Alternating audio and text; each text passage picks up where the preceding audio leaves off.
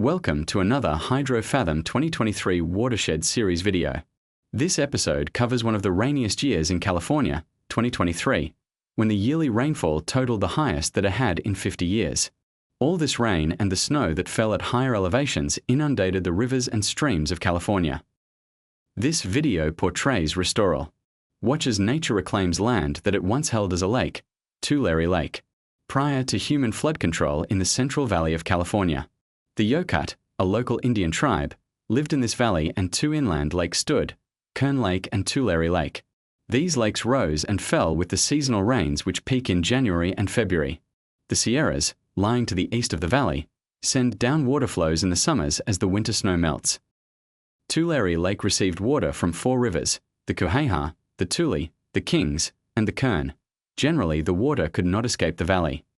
In the early 1900s, the federal government dammed these four rivers and built reservoirs to dry these lakes and sloughs, and also created some of the most productive farmland in the United States. In late 2022 and early 2023, dozens of inches of rain fell across the Central Valley.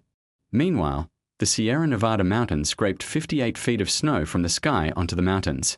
This created two flooding cycles, the first in late winter immediately following the rains, and a second deluge in midsummer when the snowmelt began. This video captures the effect of the 2023 waters eventually overtopping the control structures, dikes, and dams meant to contain them.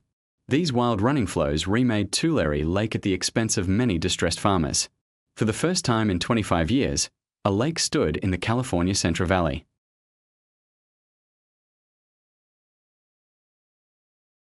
In this valley, farmers grow a bounty of vegetables, grapes, citrus, and nuts, but they also manage vast herds of cattle for dairy and beef farmers.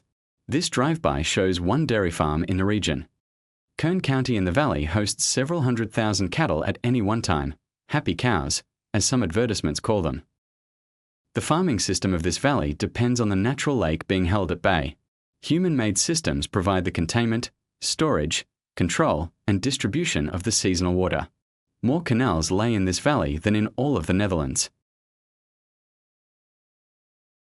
In 2023, farmers in the Central Valley rushed to build their channels higher, a few feet making a difference between saving a field or not. Some even used an old practice of burying salvaged cars into the banks to keep the water in check. Nonetheless, by June some structures failed, and some land lay just too low, so flooding began. Gradually, nature retook the farmland and restored the ancient lake, all the resistance of humans for naught. The land became a patchwork, dry on one side of a dike and inundated on the other. The local electrical utility implemented strategic solutions to keep the lights on when they could. The renewed lake hosted a sea of waterfowl as they migrated along the Pacific Flyway. The birds returned to the shallow waters and floated where cows stood just a few months before. Aqueducts barely held, and earlier breaches meant water became choked with the fertilizer and waste washed from the farms. The Kings River provides the most water to the lake and became the new feeder.